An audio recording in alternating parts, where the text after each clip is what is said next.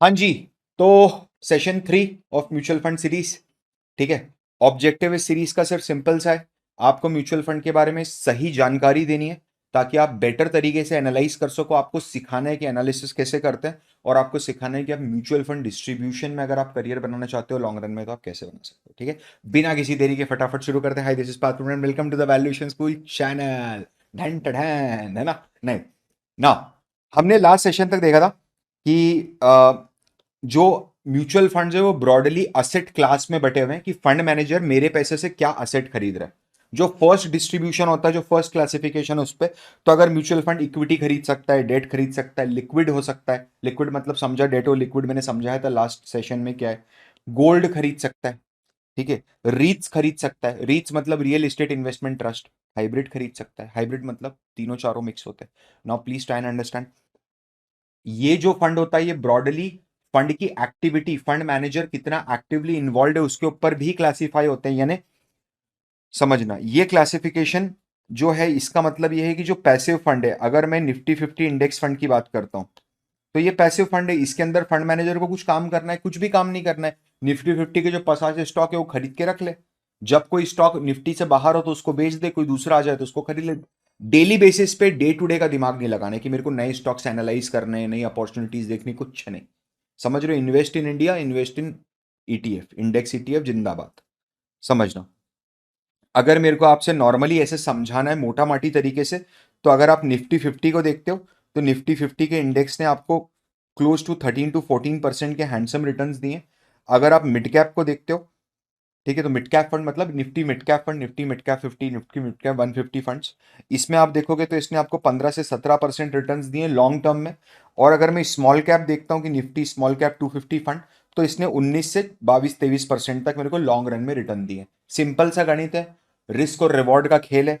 यहां पर रिस्क कम है तो रिवॉर्ड कम है। स्मॉल कैप में छोटी कंपनीज होती हैं, जल्दी बैंकरप्ट हो सकती है, रिस्क ज्यादा है तो रिवॉर्ड भी ज्यादा है। ठीक है। एक्टिव फंड में क्या होता है? एक्टिव फंड में रोज की माथाफोड़ी है। मतलब रोज की माथाफोड़ी यानी एक रिसर्च टीम होगी जो कंटिन्यूअसली रिसर्च कर रही होगी। फंड मैनेजर के पास वो आइडिया जाएगा, फंड मैनेजर को अगर कहीं से कोई आइडिया आता है तो फंड मैनेजर वो रिसर्च टीम को भेजेगा। फंड मैनेजर अलग अलग कॉन्फ्रेंसेज अटेंड करता है, मैनेजमेंट से मीट करेगा, इंस्टीट्यूशनल जो सेल होती है उसके अंदर पार्टिसिपेट करता है, नेटवर्किंग करता है। ये सारे काम वो करता है थ्रू आउट द डे। ठीक है। ऐसे किसी म्यूचुअल फंड में जिसमें सारे काम रोज होते हैं उनको एक्टिव म्यूचुअल फंड बोला जाता है। जहां पर समझना, जैसे अगर मैं आपसे बात करता हूं कि निफ्टी एचडीएफसी टॉप 30 फंड, समझना एक एग्जांपल दे रहा हूं, कोई 1 मिनट समझ लेना आप। मैं यहां पर किसी भी म्यूचुअल फंड का अगर नाम ले रहा हूं ना, तो इसका मतलब नहीं कि मैं उसको इंडोर्स कर रहा हूं कि आप वो जाके म्यूचुअल फंड ले लो। अपन यहां पर एग्जाम्पल लेके समझने की कोशिश कर रहे हैं। तो निफ्टी टॉप टॉप 30 फंड में अब वो फंड मैनेजर को सिलेक्ट करना पड़ेगा कि वो 6,000 7,000 स्टॉक्स का जो यूनिवर्स है, उस यूनिवर्स में से मैं कौन से 30 स्टॉक्स को पिक करूं ना। तो इसके लिए एफर्ट लगेंगे ना, जहां पर एफर्ट ज्यादा होंगे तो इसका एक्सपेंस रेशियो भी ज्यादा होगा। मेजॉरिटी स्टूडेंट्स ने लास्ट वीडियो के कमेंट में बहुत सही जवाब दिया। और पैसिव फंड में चूंकि मेरा काम कम है तो मेरे एक्सपेंस रेशियो भी कम होंगे। कोई लॉजिक ही नहीं है इसमें। फिर मैंने open ended close ended interval बताया था, मैं फटफट बता देता हूँ। 30 सेकेंड्स ओपन एंडेड मतलब स्कीम में कभी भी अंदर जा सकते हो, स्कीम से कभी भी बाहर आ सकते हो। क्लोज एंडेड मतलब एक फिक्स पीरियड का विंडो है, उसी दौरान बाइंग होगी, उसी दौरान सेलिंग होगी, बीच के अंदर कभी कुछ नहीं होगा। एक बार क्लोज हो गया फंड, उसके बाद अपना नया फंड डाल सकते हो उसमें, ना पुराना आपका यूनिट निकाल सकते हो। वो तभी निकलेगा जब स्क्रीन का ड्यूरेशन पूरा कंप्लीट हो जाएगा, सबको पैसा बढ़ जाएगा। समझ रहे हो आप? इंटरवल फंड मतलब, इंटरवल फंड वो क्लोज एंडेड फंड होते हैं जो बीच बीच में कुछ कुछ विंडोज के लिए ओपन होते रहेंगे। हर 15 दिन ओपन होते हैं, 6 महीने के बाद, 1 साल के बाद, डिपेंड करता है। इंडिया में इंटरनल इंटरवल फंड्स इतने होते भी नहीं है, आपका कोई बड़ा पैसा बनता भी नहीं है, कोई बहुत स्ट्रांग रीजन होता है कि आप इंटरवल फंड में पैसा डालते हो ना। अब बहुत इंपॉर्टेंट चीज है, मतलब अगर इसकी अंडरस्टैंडिंग आपको क्लियर कट तरीके से, इसकी अंडरस्टैंडिंग आपको क्लियर कट तरीके से वेल्थ क्रिएशन में मदद करेगी, है ना। मैं ये बढ़ूं इसके पहले 2 मिनट की गोष्ठी हो जाए आप लोगों से। गोष्ठी मतलब चर्चा हो जाए, मराठी वर्ड है ना। इधर ध्यान देना, अगर आप सीए स्टूडेंट हो, अगर आप सीएफए स्टूडेंट हो, ठीक है, अगर आप सीए स्टूडेंट हो, अगर आप सीएफए स्टूडेंट हो, अगर आप ऑलरेडी स्टॉक मार्केट में हो, तो आपको लग रहा होगा कि यार क्या बंदा आके बोर कर रहा है, वही सब चीजें सिखा रहा है। समझना, अगर आप फिनेंस के अच्छे स्टूडेंट हो सकता है आपने अभी तक खुद से सीखा हो, but you need to understand I am here. ऐसा नहीं कि आप लोगों के लिए नहीं हूँ, आप लोग भी डेफिनेटली बहुत कुछ सीखोगे, not every one is on the same page. But मेरा बताऊं, मेरा ऑब्जेक्टिव क्या है म्यूचुअल फंड से? मेरा ऑब्जेक्टिव है ऐसे स्टूडेंट्स को एक ऑल्टरनेटिव फाइनेंस में करियर देना, एक कैपिटल मार्केट का एक ऐसा ऑल्टरनेटिव करियर देना जिसके बाद वो अपना लाइवलीहुड अर्न कर सकता है। जैसे फॉर एग्जाम्पल अगर कोई ग्रेजुएट है, समझ रहे हो आप, और उसको लगता है कि यार ये तो एंटरप्रेन्योरशिप की आग है मेरे अंदर, मेरे को सर्विस नहीं करनी। अब सर्विस करेगा भी तो कितने की नौकरी मिलेगी? 20, 25, 30, 40, 50 हजार। अगर बहुत अच्छे कॉलेज से ग्रेजुएशन करे तो 60, 70 हजार रुपए, 1 लाख रुपए। कोई टीयर 1 एसआरसीसी जैसा, उसकी बात नहीं कर रहे। नॉर्मल कॉलेज से अगर मैं ग्रेजुएट हुआ हूँ, ठीक है, तो क्या मैं म्यूचुअल फंड में अपना करियर बना सकता हूँ? उसी के लिए तेरे लिए ये सीरीज है। सर मैं CA CFA स्टूडेंट हूँ, मेरा बैकग्राउंड वीक है, क्या मैं ये देख सकता हूँ? बिल्कुल देख, तेरा बैकग्राउंड स्ट्रांग होगा, डिसीजन मेकिंग स्ट्रांग होगी, डिसीजन मेकिंग बेटर होगी। सर मैं स्टूडेंट नहीं हूं, मैं तो रिटायर्ड प्रोफेशनल हूं, मैं वर्किंग प्रोफेशनल हूं, क्या मैं ये वीडियो देख सकता हूं? बिल्कुल देख सकते हो सर। आप देखोगे, आप खुद अपने मालिक बनो, पूरी पोर्टफोलियो आप अपने कंट्रोल में लेके आओ। जहां तक बात रही म्यूचुअल फंड डिस्ट्रीब्यूशन में बिजनेस कैसे बनाते, देखो मैं कोई म्यूचुअल फंड डिस्ट्रीब्यूटर नहीं हूं, I am not an expert. But अगर आप लोग कमेंट की मैं बारिश कर देते हो, तो मैं किसी अच्छे म्यूचुअल फंड डिस्ट्रीब्यूटर को आप लोगों के सामने लेके आ सकता हूं, ठीक है, जिनका एक सस्टेनेबल अच्छा AUM है, नॉट ऐसे ही कि चलता फिरता कुछ भी डाल के दे दिया, उठा के ले आया। ठीक है, एंड वो बताएंगे आपको कि उन्होंने कैसे स्टार्ट करा, क्या करा, मतलब वो कर सकते हैं। ठीक है, सबसे लास्ट में, नॉट बीच में कभी भी। ठीक है, तो अगर आप चाहते हो तो मुझे बताओ, मैं उनसे टाइम लेता हूँ। ठीक है, कमेंट्स में बताओ, फटाफट लाइक करो वीडियो को, नालायक को लाइक नहीं करते हो। चलो आगे देखो। अब सर ये समझाओ एक बार कि ग्रोथ, डिविडेंड, और डिविडेंड के नीचे आपने लिखा है IDCW, और डिविडेंड री इन्वेस्टमेंट, मतलब IDCW री इन्वेस्टमेंट, इसका मतलब क्या होता है? ठीक है, ध्यान से समझना,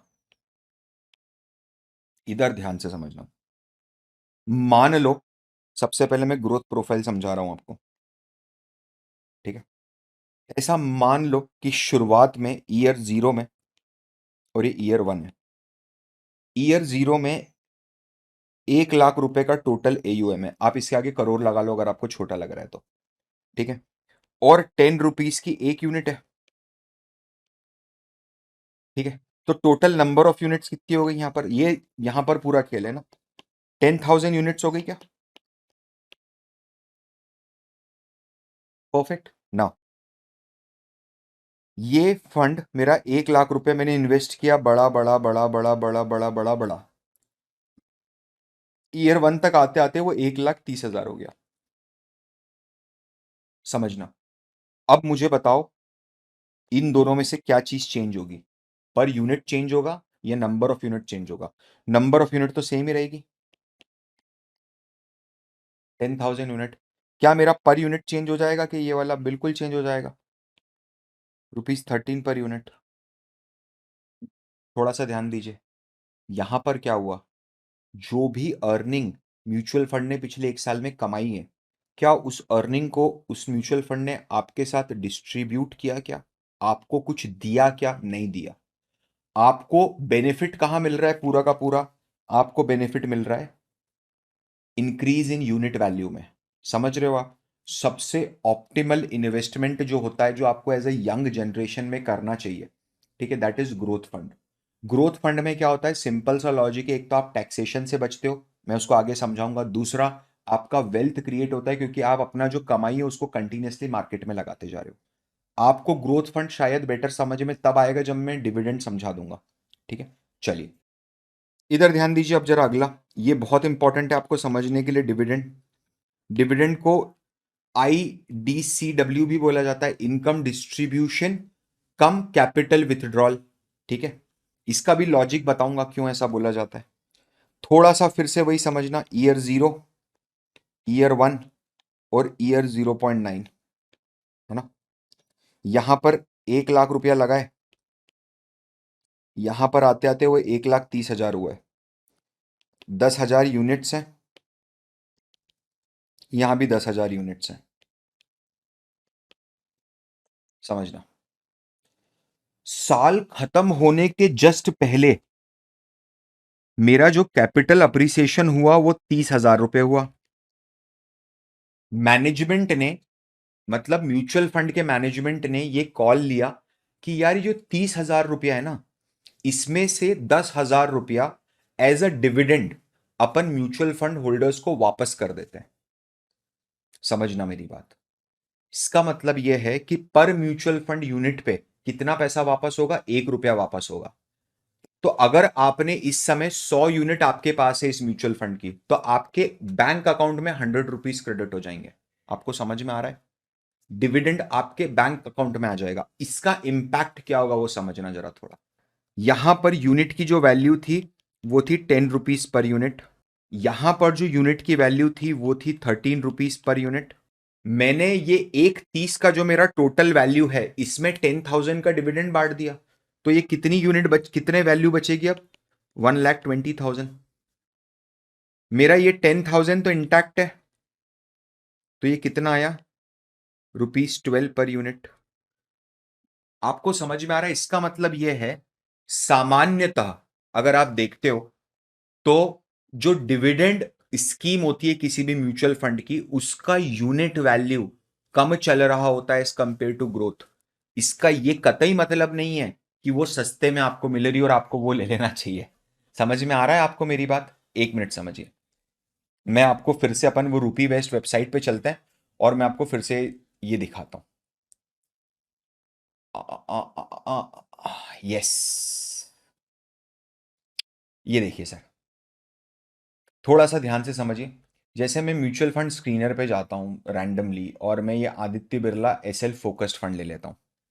ठीक है, आप Aditya Birla SL focused fund को अगर ध्यान से देखोगे तो यहां पर ये आपको दिख रहा है अदर प्लान्स एनएवी। देखना इधर ध्यान से। अदर प्लान्स एनएवी में आपको जो एनएवी मतलब नेट असेट वैल्यू, ठीक है, ये एनएवी है। एक यूनिट की कितनी वैल्यू है? नेट असेट वैल्यू एक यूनिट की। ठीक है, इसका कैलकुलेशन बता दूंगा मैं आगे। अगर मैं देखना चाहूं कि इसमें मेरे को डिविडेंड प्लान चाहिए, ठीक है, मेरे को ये ग्रोथ, अभी ये रेगुलर प्लान है, ग्रोथ प्लान है ना, ग्रोथ प्लान नहीं चाहिए मेरे को, डिविडेंड प्लान चाहिए। तो मैं डिविडेंड प्लान अगर देखता हूं तो आप देखोगे 23 रुपए की एनएवी चल रही है, और जो ग्रोथ प्लान है उसकी 118 रुपए की एनएवी चल रही है।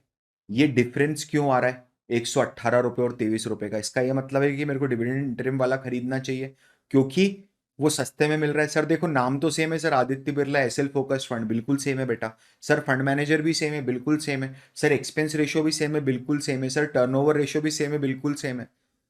तो सर पोर्टफोलियो भी सेम है, बिल्कुल सेम है। तो सर फिर मैं 118 रुपए में एक यूनिट क्यों खरीदूं? 23 रुपए में क्यों ना खरीदूं? अरे गधे, समझना इधर। 118 रुपए की यूनिट का मतलब बताऊं क्या है? जब से वो म्यूचुअल फंड स्कीम बनी है तब से लेकर के जितना भी कैपिटल बढ़ा है, वो सारा का सारा कैपिटल फिर से उसने आपको दिए बिना ही, समझना, आपको दिए बिना ही, नंबर ऑफ यूनिट्स में आपके साथ कोई इंक्रीज डिक्रीज करे बिना उसने कैपिटल री इन्वेस्ट करता गया। तो अगर मैं आज ये 118 रुपए में रेगुलर फंड खरीद रहा हूं ना, तो क्या मुझे, क्योंकि समझना, सब लोग कब से जुड़े हुए? 2005 से जुड़े हुए इस स्कीम से। समझना, एक व्यक्ति है जैसे आप हो, आपने 10 रुपीज के अंदर यूनिट खरीदी थी अक्टूबर 24 अक्टूबर 2005 को। मैं आज यहां पर 22 मार्च को खड़ा हूं, मैं आके बोलता हूं कि मेरे को भी 10 रुपए में दे दो, क्या जस्टिफाइड है? नहीं जस्टिफाइड है। आप क्या बोलोगे कि भैया हमने इतने सालों तक इसमें रिटर्न इन्वेस्ट करके रखा है, ठीक है, आप वो पूरा जो हमने कैपिटल पेशेंस रखा है ना, उसके लिए आप एक्स्ट्रा प्रीमियम दो हमको, राइट? क्योंकि अगर आप यूनिट होल्डर बनते हो तो आप इक्वल मेंबर बन जाओगे ना। कल को अगर मान लो यूनिट, म्यूचुअल फंड यूनिट बंद होती है और ये डिसाइड करते हैं कि यार जितना भी पैसा है सब यूनिट होल्डर्स को बांट दो, तो आपको बराबर मिलेगा। जबकि आप तो आज आए हो और मैं 2005 से बैठा हूं, तो वो कंपनसेशन होना चाहिए ना। समझ रहे हो? तो इसलिए रेगुलर प्लान बहुत बड़ा है। ये यहां पर अगर मैं देखता हूं एनएवी, डिविडेंड इंटरम की एनएवी आपको 23.2366% दिख रही है। ये 10 रुपए से सर क्या सिर्फ 23 रुपए ही हुई है क्या? बिल्कुल 10 रुपए से 23 रुपए हुई है। मतलब 2005 से लेकर के 2024, 20 साल में अगर मैं लमसम इसके अंदर पैसा डाला होता, समझना, लमसम 1 लाख रुपया डाला होता, तो क्या आज वो मेरे 1 लाख रुपए बढ़ के सिर्फ 2,23,32,000 रुपए होते? बिल्कुल 2,32,000। सर बाकी पैसा कहां गया होता? क्या समझना, प्लीज ट्राई एंड अंडरस्टैंड। ये 1,18,000, ये जो 118 है, इस 118 में से अगर आप आज के इंटरिम डिविडेंड की, जो डिविडेंड प्लान है उसकी एनएवी को रिड्यूस कर दोगे, तो जो बचा हुआ अमाउंट आएगा, क्या वो डिविडेंड प्लान में डिविडेंड जैसा बांट दिया गया है क्या लोगों को? एक बार फिर से रिकॉर्डिंग देख लेना है चला के, अगर मैंने थोड़ा डिफिकल्टी से बोल दिया हो तो। मतलब this is not my simplest explanation for this, I मेरे को फीलिंग आ रहा है अंदर से, गट फीलिंग आ रहा है कि मैं इससे और आसानी से समझा सकता हूँ। तो 1 मिनट 30 सेकंड 40 सेकंड 1 मिनट पहले जाओ और फिर से देख लो क्या बोल रहा हूं मैं, आपको क्लियरिटी हो जाएगी। यानी डिविडेंड इंटरिम प्लान में आप तो डिविडेंड इंटरिम पे फोकस रहो इस टाइम पर। मैंने 2005 में जब फंड स्टार्ट हुआ मैंने 1 लाख डाला, आज डिविडेंड इंटरिम में डाला हुआ है मैंने। आज उस 1 लाख को अगर मैं विड्रॉल कर रहा हूं तो 2,32,000 मिल रहे हैं। उसी टाइम पर मेरा पड़ोसी दोस्त था, उसने 10 रुपए डाले थे, आज वो विड्रॉल कर रहा है तो उसको 118 रुपए मिल रहे हैं। ऐसा क्यों हो रहा है? वो इसलिए हो रहा है कि जो चिंटू है ना, उसको इन 20 सालों के दौरान कुछ भी डिविडेंड नहीं मिला, और आपको इन 20 सालों के दौरान थोड़े थोड़े quarterly interval, half yearly interval, annual intervals पे कंपनी ने डिविडेंड दिया, कैश में रिटर्न दिया वापस। सर कितना रिटर्न दिया मेरे को वापस, ये कैलकुलेट अगर करना है कि पिछले 25 साल में 20 साल में कंपनी ने कितना रिटर्न दिया, तो आपको क्या करना है पता है? नहीं दिया होता डिविडेंड तो कितना होता आज एनएवी? 118 रुपए। डिविडेंड देने के बाद कितना है? 23 रुपए। तो कितना डिविडेंड दे दिया होगा? 118 माइनस 23, निकाल लो कैलकुलेट करके। आई होप ये सबको समझ में आया होगा। और ये सिर्फ ऐसा नहीं है कि सिर्फ इसी स्कीम के साथ है ना, आप कोई भी स्कीम देखोगे तो उसके अंदर डिविडेंड का प्लान जो है उसकी एनएवी हमेशा रिड्यूस्ड मिलेगी, ग्रोथ की एनएवी सबसे हाईएस्ट मिलेगी। समझना, मैं एनएवी की बात कर रहा हूं इस टाइम पर। थोड़ा सा कंफ्यूजिंग होगा लेकिन मैं बहुत इजीली समझाने की कोशिश करूंगा, आगे कॉम्प्लेक्सिटीज और बढ़ती जाएंगी। ठीक है, आप लोग समझो। और ये कोई नोट्स बना रहे हो तो ठीक है, बट ये कोई नोट्स बनाने का विषय नहीं है, ये अप्लाइड फिनेंस है। ये डे टू डे लाइफ में यूज होगा, अपने को कोई एग्जाम नहीं लिख के आना है यहां पर। ठीक है, now please try and understand. दूसरा, री इन्वेस्टमेंट, ये बहुत ध्यान से समझना बड़ी है ना, ये बहुत इंपॉर्टेंट है। री इन्वेस्टमेंट में क्या होता है? ईयर 0, ईयर 0.9 और ईयर 1, वही सेम चीज। 1 लाख बढ़ के हो गए 1,30,000। समझना इधर ध्यान से। अच्छा, मैं आपको स्क्रीन शेयरिंग नहीं करी, आई एम सो सॉरी, मेरी गलती हो गई। री इन्वेस्टमेंट बहुत ध्यान से समझना। ये है ईयर 0 पे 1 लाख, बढ़ के हो गए 1,30,000 0.9 ईयर पे। और मैनेजमेंट ने डिसाइड करा कि जो 30K का फॉल आया है, मतलब 30K का जो राइज आया है, इसमें से 10K जो है ना, वो डिविडेंड बांट दो। समझना, अब यहां थोड़ा सा कैच है। 10K का डिविडेंड बांट दो। यूनिट होल्डर्स यहां पर कितने थे मेरे? 10,000 यूनिट्स। यहां पर भी 10,000 यूनिट्स थे। प्लीज, मैं एक कलर और लेता हूं ताकि आपको मैं प्रॉपर डिफरेंशिएटर दिखा सकूं। यहां पर म्यूचुअल फंड यूनिट की वैल्यू थी 10 रुपीज पर यूनिट, है ना। यहां पर आते आते म्यूचुअल फंड की यूनिट की वैल्यू हो गई 13 रुपीज पर यूनिट। थोड़ा सा ध्यान से। अब ये जो 10,000 रुपया बांटना है ना लोगों को, ये लोगों को कैश में नहीं बांटा जाता है, ये लोगों को काइंड में बांटा जाता है। काइंड में मतलब कि अगर मेरे को 10,000 रुपया बांटना है, समझना, और आज जिस दिन बांटना है उस दिन मार्केट में वैल्यू 13 रुपए पर यूनिट चल रही है, समझिए, तो कितनी नई यूनिट्स आएंगी, क्योंकि मैं अब डिविडेंड कैश में नहीं दूंगा, अब मैं डिविडेंड यूनिट्स में दे दूंगा। उस अमाउंट को मैं फिर से री इन्वेस्ट कर दूंगा बिजनेस के अंदर, म्यूचुअल फंड में। समझना प्लीज, ये कंफ्यूज हो जाओगे आपकी ग्रोथ से कैसे अलग है ये, क्योंकि ग्रोथ में तो री इन्वेस्ट ही हो रहा है, डिविडेंड कैश में नहीं आ रहा है। बहुत बारीक सा डिफरेंस है, और यही आपको और एक रिटेलर को अलग करता है। This difference what I am talking about right now will differentiate you from a normal retailer. ठीक है, एक नॉर्मल रिटेलर और एक बिजनेस एनालिस्ट को ये डिफरेंशिएटर फैक्टर आता है। समझिए इधर, ये तो समझ में आया कि टोटल फंड की वैल्यू 1,30,000 से कमती होकर अब 1,20,000 रह जाएगी। इसमें तो कोई प्रॉब्लम नहीं किसी को भी। 10,000 रुपए, समझना, क्या ये मेरी old units as it is रहेंगी? बिल्कुल रहेंगी। सर मैं एडिशनल कितनी यूनिट इशू कर दूंगा? मैं एडिशनल यूनिट इशू करूंगा 13K divided by, sorry, 10,000 divided by 13। 10,000 divided by 13, 13 समझ में आ रहा है आप लोगों को? 769.23 यूनिट, समझिए इधर 769.23 यूनिट। इसका मतलब यह है कि एट द एंड जो टोटल यूनिट्स मेरे पास बचेगी वो बचेगी 10769.23 यूनिट।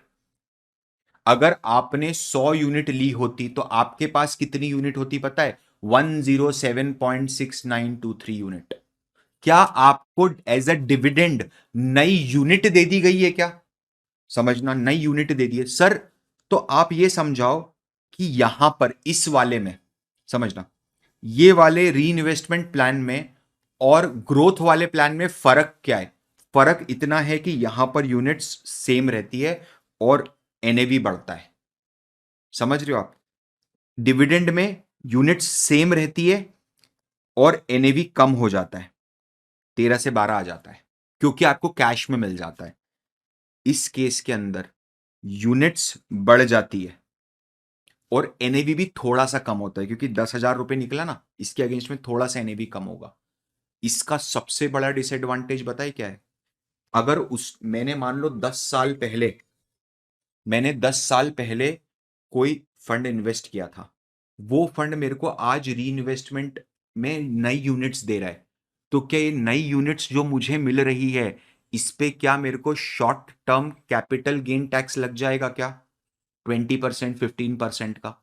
समझ में आ रहा है आप लोगों को? ये जो नई यूनिट है ना, ये तो आज ही मिली ना, राइट? तो ये तो मेरे अकाउंट में आज ही क्रेडिट हुई है, तो इसका साल दो, जो लॉन्ग टर्म होल्डिंग का पीरियड होता है कि 1 साल से ज्यादा का होल्डिंग है, वो आज से काउंट होगा। आई होप यहां तक सब लोगों को क्लियर होगा। मेरे को फर्क नहीं पड़ता कि ये कितने वीडियोस की सीरीज बनेगी, मेरे को चाहिए कि मेरा स्टूडेंट जो है ना वो 100% क्लैरिटी के साथ यहां से जावे।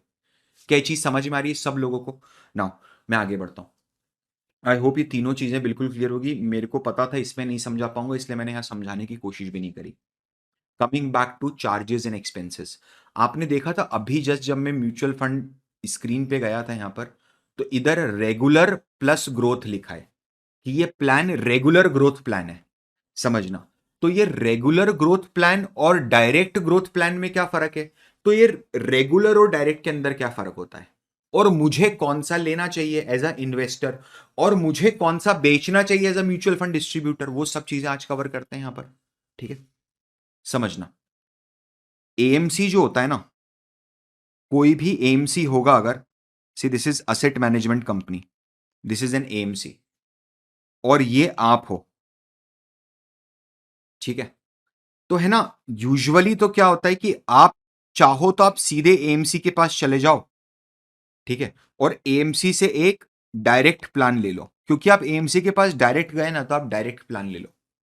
ठीक है, एएमसी के पास आप गए, आपने बोला कि मेरे को डायरेक्ट प्लान चाहिए, ठीक है, बोला एक्सपेंस रेशियो बताइए, तो एएमसी ने बताया सर इसका एक्सपेंस रेशियो 1.5% है। समझना, आप को पता ही नहीं था कि म्यूचुअल फंड जैसी कोई चीज होती है क्या? सबको पता होता है कि हिंदुस्तान में हर आदमी को आज पता है कि म्यूचुअल फंड, भाई 3%, 4% लोग इन्वेस्ट करते हैं और 5% लोग कैपिटल मार्केट के बारे में समझते हैं और जानते हैं। समझ रहे हो आप? पूरा 90% क्राउड अभी भी ऐसे जो अनभिज्ञ है, जिनको ऐसा लगता है कि यहाँ कुछ फंड फंड की बात कर रही, चिट फंड चल रहा है। यहां पर क्या हुआ, ये बंदे के पास एक फाइनेंशियल प्लानर ने अप्रोच करा, एक म्यूचुअल फंड डिस्ट्रीब्यूटर ने अप्रोच करा।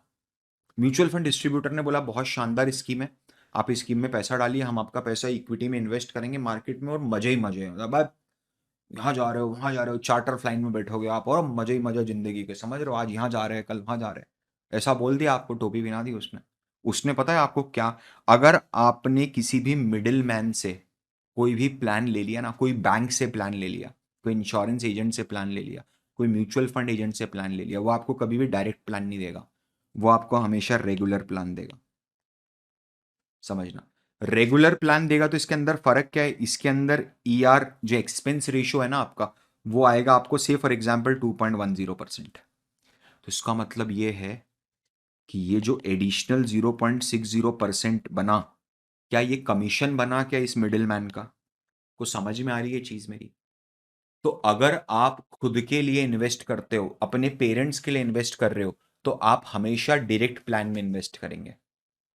अगर आप म्यूचुअल फंड डिस्ट्रीब्यूटर और आप लोगों को म्यूचुअल फंड बेच रहे हो, तो आप हमेशा रेगुलर प्लान पिच करोगे उनको, ताकि आपकी कमीशन बने। समझ में आ रही है चीज आपको? सी यार देखो, कैपिटल मार्केट में पैसा जो होता है ना, वो हमेशा इंफॉर्मेशन असिमेट्री से बनेगा। किसी के पास कम इंफॉर्मेशन है, आपके पास ज्यादा इंफॉर्मेशन है, बीच में आप पैसा कमा जाओगे। और इनफैक्ट आप देखोगे ना, तो जो मेजॉरिटी बिजनेसेस होते हैं, जो खड़े हुए मेजॉरिटी बिजनेसेस हैं, वो इसी फैक्टर पे बेस्ड है। ठीक है, कोई भी बिजनेस आप ले लो, वो मेन फैक्टर यही है कि किसी के पास ज्यादा, मुझे पता है कि ये सामान सबसे सस्ते में कहाँ मिलता है, तो मैं जाके लेके उन लोगों को बेचता हूं जिनको नहीं पता है कि ये सामान सबसे सस्ते में कहाँ मिलता है, तभी तो वो लोग मेरे से खरीद रहे हैं। Again the business of information, right? तो ये है ना, इसमें कोई गिल्ट वाली बात नहीं है। समझना, बी प्रोफेशनल, कोई गिल्ट वाली बात नहीं कि मेरे को जब पता है कि मैं अगर इस बंदे को बताऊंगा कि तू डायरेक्ट जा तो 1.5% पे इन्वेस्ट कर ले, ठीक है, तो मैं इसको एक्स्ट्रा 0.6% क्यों चार्ज कर रहा हूं? अरे करना पड़ेगा तेरे को चार्ज, वाई? क्योंकि तू उसको कंसल्ट करेगा, उसका रिस्क असेस करेगा, समझेगा, उसके साथ टाइम स्पेंड करेगा। अगर वो बंदा डायरेक्ट जाके, अगर मैं एक्सिस के म्यूचुअल फंड हाउस से ले लेता हूं डायरेक्ट प्लान, तो म्यूचुअल फंड मैनेजर थोड़ा ना मेरे साथ इतना टाइम स्पेंड करेगा, मेरे को समझाएगा।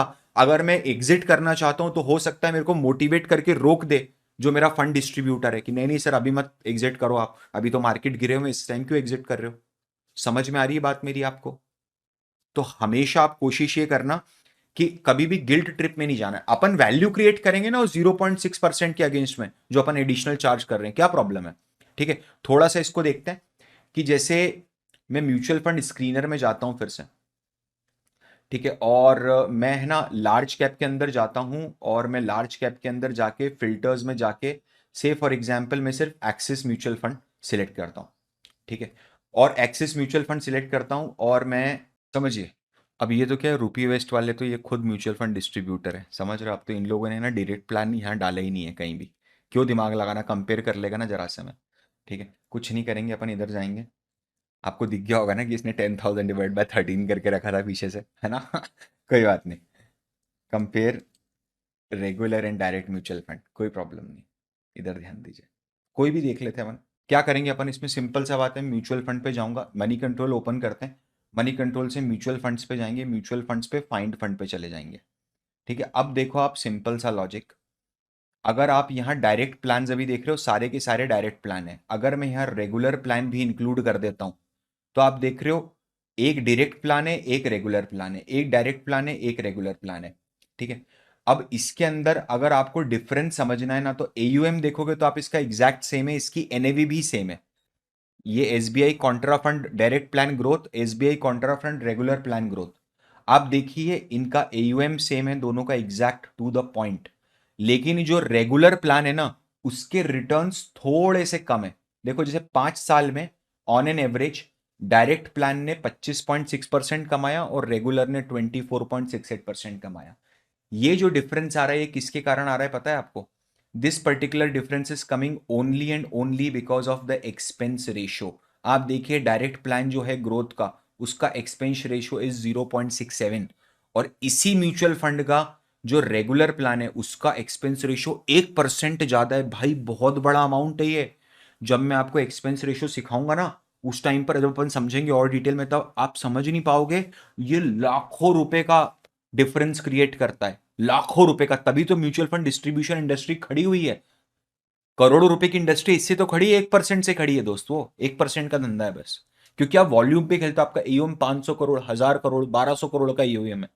तो ये तो समझ में आ गया कि अब देखना, सबसे पहले कि असेट क्लास के बेसिस पे बटाए, डेट इक्विटी ये वो, फिर एक्टिव और पैसिव पे बटाए। तो ये कॉन्ट्रा फंड एक्टिव फंड है कि पैसिव फंड है, लिख के बता दो बस मेरे को नीचे जमीन पे, जमीन पे मतलब कमेंट बॉक्स में। फिर उसके बाद एक्टिव पैसिव हो गया, फिर उसके बाद ग्रोथ, आई आई इनकम डिस्ट्रीब्यूशन कम कैपिटल विड्रॉवल, आईडीसीडब्ल्यू, ग्रोथ, आईडीसीडब्ल्यू और री इन्वेस्टमेंट, उस पे बटाए। फिर ये रेगुलर और डायरेक्ट पे भी बटा हुआ है। एक ही स्कीम है, उसमें इतनी सब स्कीम बन सकती है, आपको ये समझ में आ रहा होगा। ठीक है, फिर क्या होता है ना, फिर कुछ फंड्स ऐसे होते हैं जो अपने ऑब्जेक्टिव या अपनी जिसको बोलते हैं ना कि अपनी फिलॉसफी के कारण वो अलग से जाने जाते हैं। जैसे जो फंड अभी आपके सामने खुला हुआ है एसबीआई कॉन्ट्रा फंड, ठीक है। तो ऐसे कौन कौन से दूसरे फंड्स होते हैं? Growth fund, value fund, momentum, Contra fund, income plan, आपको दिखेगा लिखा हुआ। इधर देखिए, जैसे अगर मैं इसमें जाता हूं और मैं यहां पर टाइप करता हूं मोमेंटम, अब देख रहे हैं इधर आपको दो फंड दिख रहे हैं यहां पर ऊपर टॉप पे। एक दिख रहा है UTI Nifty 200 momentum 30 index fund regular, और दूसरा है क्वांट मोमेंटम फंड। आप मेरे को बस इतना बता दो कि ये यूटीआई और क्वांट में से कौन सा पैसिव फंड है और कौन सा एक्टिव फंड है, मैं तो समझ लूंगा, मैं गंगा नहा लिया। ठीक है। तो अब मोमेंटम फंड क्या होता है पता है? मोमेंटम फंड उन स्टॉक्स को खरीदेंगे, मोमेंटम फंड में हमेशा आपको वो स्टॉक्स मिलेंगे जो लाइफ टाइम हाई को ब्रेक किया है, जिनके अंदर एक नया मोमेंटम आया है। अभी ये कभी भी नीचे गिरा हुआ स्टॉक नहीं खरीदते हैं जो 52 वीक्स पे। तो मैं ये बोलना चाहता हूं कि ये जो है ना, ये है कि मैं किस स्टाइल की इन्वेस्टिंग करूंगा, समझना, या मेरा ऑब्जेक्टिव क्या है। जैसे ग्रोथ है, तो ग्रोथ में क्या होगा ना, मैं वैल्यूएशन नहीं देखूंगा, मैं स्टॉक का मोमेंटम नहीं देखूंगा। हो सकता है स्टॉक महंगा हो सकता है स्टॉक आज ना चल रहा हो, लेकिन मुझे ऐसा लगता है कि फ्यूचर में इस स्टॉक में, इस बिजनेस में ग्रोथ आएगी। तो आज मैं उस स्टॉक को खरीद रहा हूं जस्ट इन द एंटिसिपेशन कि ये फ्यूचर में ग्रोथ आती है। वैल्यू मतलब, वैल्यू का मतलब यह है कि मैं इस समय पिटे हुए स्टॉक्स देख रहा हूं जिनको जबरदस्त मार्केट ने पिटाई करी है लेकिन बिजनेस जोरदार है उनके, समझ रहे हो? तो आज मैं 52 वीक लो के आसपास की कोई स्टॉक खरीदने की कोशिश कर रहा हूं जिनका बिजनेस बहुत ऊंची क्वालिटी का है, ठीक है। और मेरे को ऐसा लगता है कि फ्यूचर में मार्केट रिकॉग्नाइज करेगा इनके बिजनेस की वैल्यू को और ये स्टॉक फिर से भागेंगे। तो यहां पर जो होता है ना, ये वैल्यू में आप बाय द डिप करते हो। मोमेंटम में क्या बाय द डिप करते हो? अरे मोमेंटम में बाय द डिप नहीं, डिप पे तो सेल हो जाता है। मोमेंटम में आप कब करोगे? जब वो नया ब्रेकआउट देगा। समझना सर, एक बार हमको समझा सकते हो क्या कि मोमेंटम क्या होता है और वैल्यू क्या होता है और बाय द डिप क्या होता है? एक बार समझा सकते हो? आजा समझा देता हूं। इधर देख, जैसे माने कोई मोमेंटम स्टॉक है, कोई मोमेंटम म्यूचुअल फंड है, ठीक है। तो वो उसके सामने दो ऑप्शन है। एक ऑप्शन ये है कि वो दीपक नाइट्रेट खरीद ले, समझना जरा। एक ऑप्शन ये है कि वो दीपक नाइट्राइट खरीद ले। मैं दोनों के चार्ट्स ओपन करता हूं आपके सामने, है ना। और सिंस म्यूचुअल फंड लंबे समय के लिए इन्वेस्ट करते हैं, ये हीरो मैंने गलत लगा दिया, मैं हीरो मोटो लगाता हूं, हीरो मोटो कंपनी लास्ट में। क्योंकि म्यूचुअल फंड बहुत लंबे समय के लिए इन्वेस्ट करते हैं, तो लेट्स डू वन थिंग, अपन है ना मंथली चार्ट लगा देते हैं। ठीक है, मैं सारी की सारी ड्राइंग्स जो मैंने क्लासेस में करी होती है वो मैं हटा देता हूं। ठीक है, अब ये जरा देखना। ठीक है, एक मोमेंटम फंड के पास अगर ऑप्शन अवेलेबल है, एक मोमेंटम फंड के पास अगर ऑप्शन अवेलेबल है, मेरे को एक सेकेंड रुकिए, रिमूव ड्राइंग्स।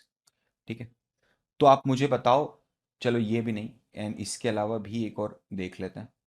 मुझे बताइए, ये दोनों स्टॉक्स को एनालाइज कीजिए, दोनों स्टॉक मंथली मंथली पे बैठे हुए हैं अभी। ठीक है, ये दोनों के दोनों चार्ट जो है ना, these charts are on a monthly charts, ये मंथली चार्ट्स हैं। आप देखिए और मुझे बताइए कि एक मोमेंटम फंड होगा, वो मोमेंटम फंड कौन से स्टॉक को बाय करेगा? ये हीरो होंडा को बाय करेगा जो अपने लाइफ टाइम हाई को ब्रेक किया। देखो हीरो होंडा ने क्या करा था, ये एक टॉप बनाया था यहां पर 2017 में 4100 रुपीज का। 4100 रुपीज 2017 में गया था एक बार। उसके बाद इसने ऑलमोस्ट ऑलमोस्ट, अगर मैं यहां से लेता हूं, तो इसने इधर से लेकर के इधर तक आते आते, ठीक है, 75 महीने ले लिए, 75 मंथ्स, 75 मंथ्स, 2282 डेज लिए इसने वापस ये ब्रेक करने में। क्या ये यहां पर सस्टेन अगर कर जाता है, तो क्या आपको लग रहा है कि मोमेंटम आ जाएगा इस स्टॉक के अंदर? कुछ ना कुछ हुआ ना, तभी लाइफ टाइम हाई पे पहुंचा ये, समझ रहे हो आप? तो ऐसे स्टॉक्स होंगे ना, ये stocks momentum invest mutual fund वाले लेंगे। मोमेंटम म्यूचुअल फंड वाले कभी भी ये वाला स्टॉक नहीं लेंगे। क्यों? क्योंकि इसके अंदर मोमेंटम आया नहीं। देखो जो मोमेंटम बन रहा था वो भी गिर गया, समझ रहे हो? इट इज नॉट समथिंग जो कोई बहुत अमेजिंग मोमेंटम बनाओ इसके अंदर। ठीक है, वैल्यू वाले कौन से स्टॉक लेंगे पता है? वैल्यू वाले ना इस तरह के स्टॉक लेंगे। देखिए, किस तरह के स्टॉक सर, ध्यान से देखना। अक्टूबर 2021 से लेकर के अभी तक ये स्टॉक क्या पिटा हुआ है क्या? बहुत बुरी तरीके से स्टॉक पिटा हुआ है, बहुत बुरी तरीके से, है ना। यहां से आप देखोगे तो ये पूरा का पूरा स्टॉक कंटिन्यूसली डाउनफॉल में, लेकिन क्या इस दौरान बिजनेस बढ़ रहा है? क्या वैल्यू इंक्रीज हो रही है? क्या बिजनेस की प्राइस पे चले जाओ, भूल जाओ एक मिनट के लिए प्राइस को, क्या वैल्यू इंक्रीज हो रही है बिजनेस की? That is most important. ठीक है कि तो ये आपको समझ में आएगा कि किस तरह के स्टॉक से लोग इनकम प्लान, मतलब income plan in fixed income plan, ये लोग क्या करेंगे? ये डेट के अंदर इन्वेस्ट करेंगे, क्योंकि इनके जो शेयर होल्डर्स है, यूनिट होल्डर हैं, उनको प्रिडोमिनेंटली क्या चाहिए होती है? Regular income. तो ये ऑब्जेक्टिव के बेसिस पे हो गया। 2018 तक क्या होता था ना, 18-19 तक म्यूचुअल फंड्स, जो लार्ज कैप म्यूचुअल फंड्स थे, जो अपनी स्कीम में लार्ज कैप लिखते थे, वो धड़ल्ले से 80% स्मॉल कैप लेके बैठे हुए हैं। समझ रहे हो? लिखते लार्ज कैप है, लेके बैठे हुए स्मॉल कैप। लिखते मल्टी कैप है सिर्फ लार्ज कैप, है सिर्फ स्मॉल कैप। ठीक है, लिखते हैं लॉन्ग टर्म फोकस्ड फंड्स और कर रहे हैं रोज की ट्रेडिंग। तो सेबी ने है ना ये सोचा कि नहीं भाई, आपको ट्रांसपेरेंसी रखनी पड़ेगी। समझना बहुत जरूरी है समझने के लिए। सेबी ने सोचा कि आपको ट्रांसपेरेंसी रखनी पड़ेगी। सेबी ने है ना इनकी असेट अलोकेशन के परसेंटेज बना दिए। सेबी बोलता है कि अगर आप नाम के आगे मल्टी कैप फंड लिख रहे हो, Parag Parekh multi cap fund, Parag Parekh flexi cap fund, multi cap और फ्लेक्सी कैप अगर आप लिख रहे हो, तो आपको मल्टी कैप अगर आप लिखते हो तो 75% का मिनिमम इन्वेस्टमेंट आपको इक्विटी में करना पड़ेगा। बाकी आप किसी में भी कर दो, क्योंकि मल्टी कैप है ना, इसलिए। फ्लेक्सी कैप लिखते हो तो 65 करना पड़ेगा। लार्ज कैप लिखते हो तो 80% इन्वेस्टमेंट लार्ज कैप स्टॉक में रखना पड़ेगा आपको। लार्ज एंड मिड कैप में 35% लार्ज कैप में और 35% मिड कैप में रखना पड़ेगा। बाकी स्मॉल में रख, गोल्ड रख, जो रखना है वो रख ले। ठीक है, कैश रख अपने पास। स्मॉल कैप में मिनिमम 65% इन्वेस्टमेंट स्मॉल कैप में होना चाहिए। कारण क्या? ये मिनिमम का क्राइटेरिया क्यों सर डिसाइड कर दिया सर? भाई जो बंदा स्मॉल कैप में पैसा लगा रहा है उसको पता होना चाहिए कि इसमें 65% मिनिमम, कम से कम 65% स्मॉल कैप स्टॉक है, छोटी मार्केट कैपिटलाइजेशन वाले स्टॉक है। समझ में आ रहा है आपको? सिमिलरली अगर आप देखोगे तो ये आपको कुछ और मैं फंड्स बताऊं sir, dividend yield fund. Dividend yield fund मतलब क्या होता है पता है? ये ऐसे स्टॉक्स में पैसा लगाते हैं जो बहुत ज्यादा डिविडेंड्स देते हैं। समझ रहे हो? तो यहां पर ऑब्जेक्टिव होता है कि डिविडेंड ज्यादा हो। ये बोलता है कि मिनिमम 65% स्टॉक्स ऐसे होना चाहिए जो डिविडेंड यील्डिंग स्टॉक हो, जो कुछ डिविडेंड दे रहे हो। समझना। आपको पता है बहुत सारे डिविडेंड यील्ड स्टॉक्स फंड्स ने जोमैटो के आईपीओ में भी पैसा लगाया था। अब उनको क्या काम है? Zomato is a loss making company, they are not gonna give any dividend.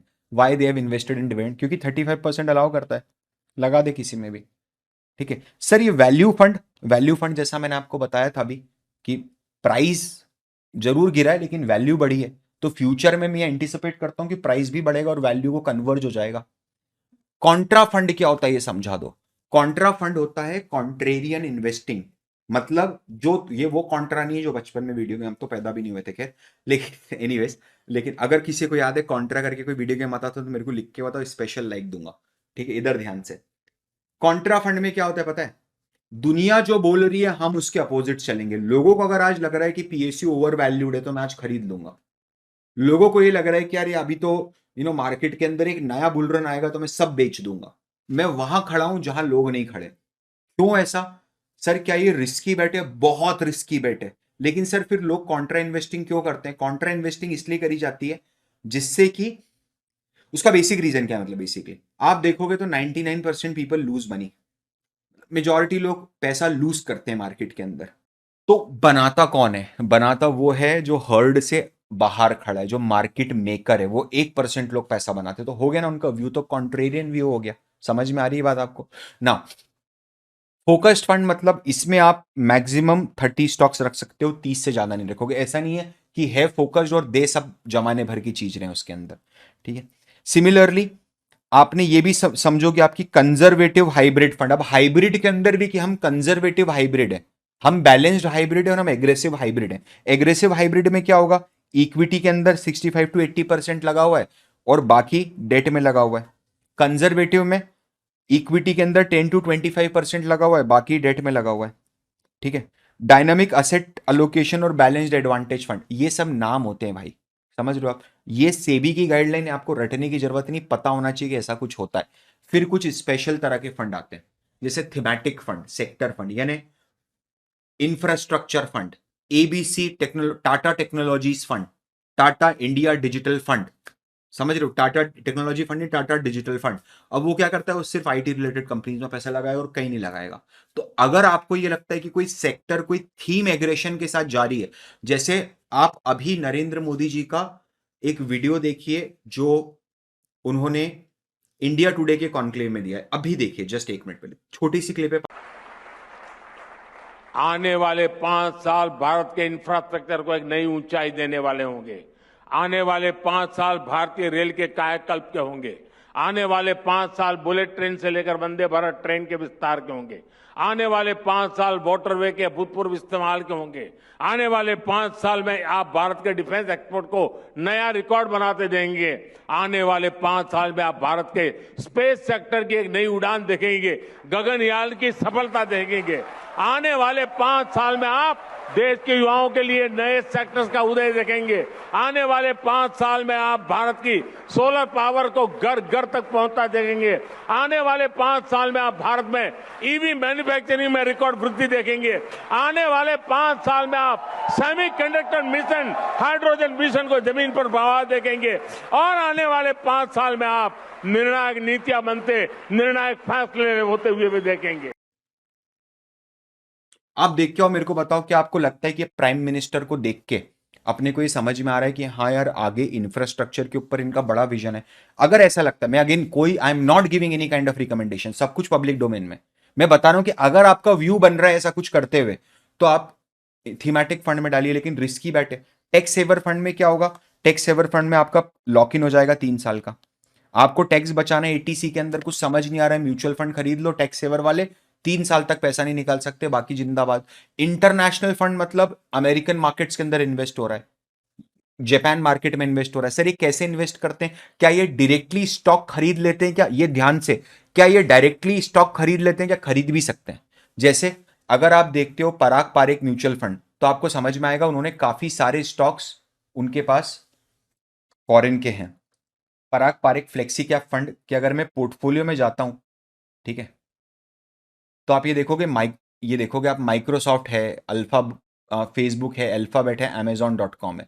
उन्होंने ये 4 स्टॉक्स खरीदे हुए और अच्छी परसेंटेज के अंदर ओवरसीज इक्विटी है। तो ऐसा नहीं है कि नहीं खरीदा जाता है, खरीद सकते हो आप, ठीक है। लेकिन जैसे अब मैं S&P 500 index, Motilal Oswal S&P 500 index, अब ये क्या कर रहा है, यूएस मार्केट में इंडेक्स इन्वेस्ट कर रहा है, ठीक है। आप इसका अगर पोर्टफोलियो देखोगे ना, तो इसने स्टॉक्स थोड़ा ना खरीदे, ये वाले, ये सब स्टॉक्स इसने एज इट इज खरीदे हैं, जो सेम S&P 500 के अंदर है, वो सारे के सारे स्टॉक्स इसने सेम इसमें खरीद लिए। क्या ये ETF भी खरीद सकता है क्या, बिल्कुल खरीद सकता है। जो लोकल यूएस का म्यूचुअल फंड होगा उसका ETF खरीद लेगा, समझना। अगर कोई ऐसा म्यूचुअल फंड है जिसका फंड मैनेजर दूसरे फंड्स में इन्वेस्ट करता है, तो उसको FOF बोल देंगे क्या, फंड्स ऑफ फंड्स, है ना। फिर कुछ होता है रिटायरमेंट फंड। रिटायरमेंट फंड में क्या होगा कि मिनिमम 5 साल का लॉक इन पीरियड और 60 इयर्स की एज जो भी पहले आ जाए, वो तब आपका लॉक इन खत्म हो जाएगा। सिमिलरली चिल्ड्रन फंड देखिए आप, जैसे लॉक इन पीरियड है रिटायरमेंट फंड में, lock in is at least 5 years और till the retirement age whichever is earlier. Children fund मतलब lock in period at least 5 year और till the children attains the majority whichever is earlier, ठीक है। Funds of funds में क्या होगा, funds of funds के अंदर दूसरे म्यूचुअल फंड, तो एक्सपेंस रेशियो ज्यादा होगा फंड्स ऑफ फंड्स का, सोच के बताना, क्योंकि वो जहां इन्वेस्ट कर रहा है ना, वो भी तो एक फंड ही है, वो भी आपको एक्सपेंस रेशियो पे एक्सपेंस रेशियो कट रहा है आपका। सोच के बताओ जरा, थोड़ा थोड़ा सा दिमाग डालो अपना। चलिए, आई होप आपको यहां तक सब कुछ समझ में आया होगा। मेरे को प्लीज आप थोड़ा सा कमेंट में बताइए कि आपको कैसा लगा, एंड मैं आगे कंटिन्यू करते हैं। और आई होप आपको बहुत मज़ा आया होगा यार, ठीक है। अगर नहीं मज़ा आया तो प्लीज़ कमेंट में वो जो भी फीडबैक हो दे दो। That's it, this is Parth Verma signing off, Tata.